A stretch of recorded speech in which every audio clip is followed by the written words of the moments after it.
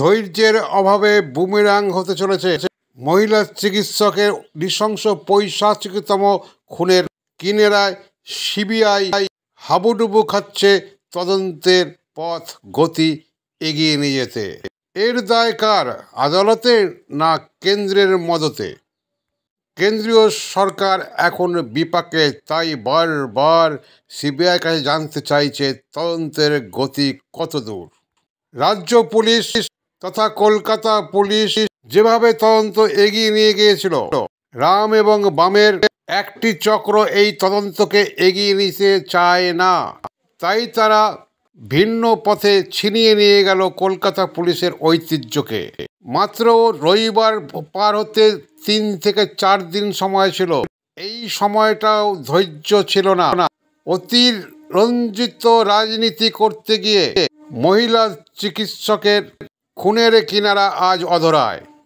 তাই বলছি, বুমেরাং হতে চলেছে খুনের কিনারা উদ্ধারে। যদিও আদালতের নির্দেশে এবং তাদের নজরে থেকে সিবিআই তদন্ত করছে, এখন তাই আমজনতার কাছে প্রশ্ন ঘুরে গেছে, আদালত কি সিবিআইয়ের হাত থেকে তদন্তের ভার কেড়ে নিয়ে আবার সিআইডির হাতে তুলে দেবে, নাকি অন্য কোনো এজেন্সিকে দেবে? কারণ বিরোধী দলের কিছু কিছু নেতা এই তদন্তের গতিকে এগিয়ে নিয়ে যেতে চায় না বলেই আদালতের শরণাপন্ন হয়েছিল কিংবা দাবি জানিয়েছিল। কারণ একমাত্র অপরাধী গ্রেপ্তার হয়েছে কলকাতা পুলিশের সৌজন্যেই।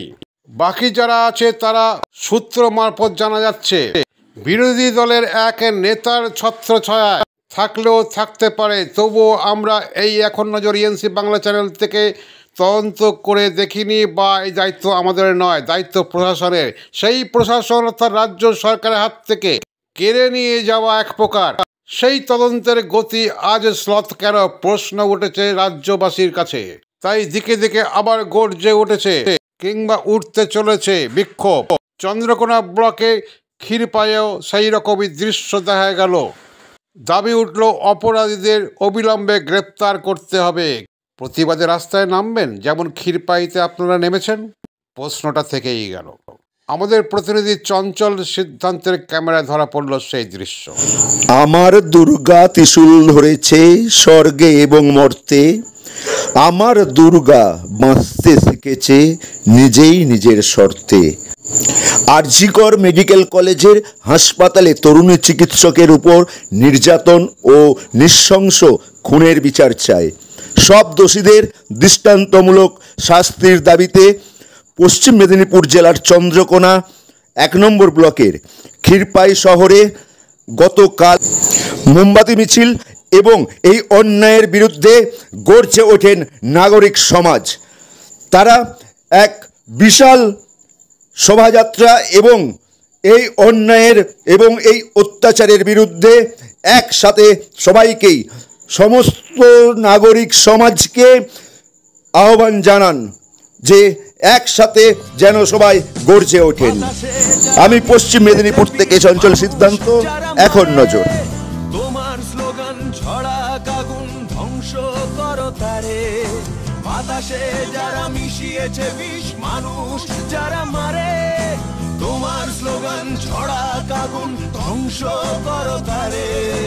আপোষ তুমি করো না, এখন সময় বলছে এসো। ব্যারিকেড হোক পথে প্রান্তরে, মানুষকে ভালোবেসো।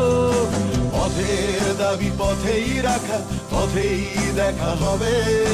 বন্ধু তোমার স্বপ্ন বাঁচুক আগামীর বিপ্লবে। পথের দাবি পথেই রাখা, পথেই দেখা হবে। বন্ধু তোমার স্বপ্ন বাঁচুক আগামীর বিপ্লবে।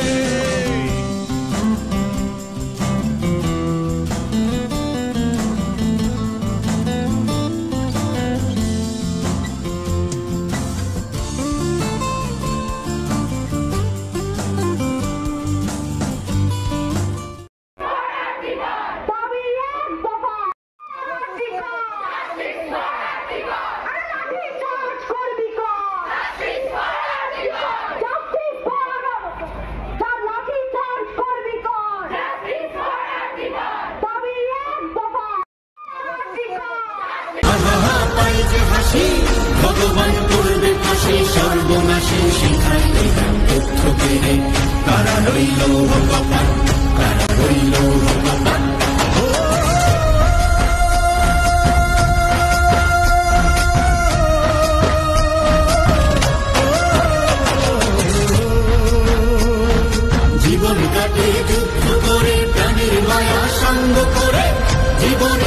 পথ নাহি পার, ঘর বাড়ি ঠিকানা নাই, দিন রাত্রি জানা নাই, চলা সীমানা সঠিক না, জানি শুধু চলতে হবে।